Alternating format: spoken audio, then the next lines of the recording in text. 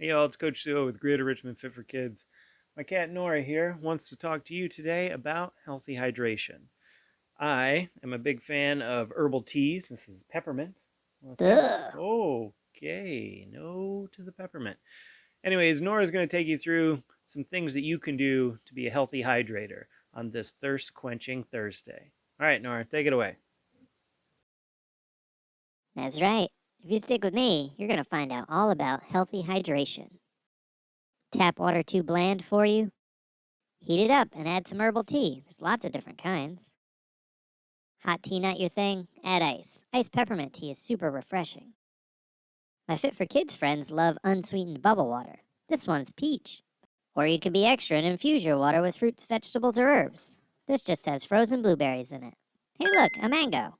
Let's make infused water out of it. Use your psychic powers to cut it up. Then add it to some water. Simple. The longer it sits in the water, the more flavor it adds. How about Katie's favorite infused water recipe? First, get some water. Then a lemon and lime and cut them up and drop them in some water. Hey, what the? Ah! What are you doing? I didn't sign up for this. Ah! Ooh! Oh man. Ah!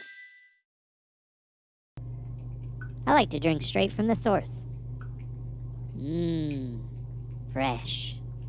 I don't know why they keep putting ice in my drink. I clearly said no ice, please.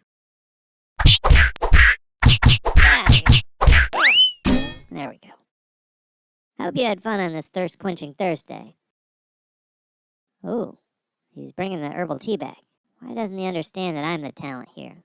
And as the talent, I demand bottled water. Bring me some Fiji water now. Jeez.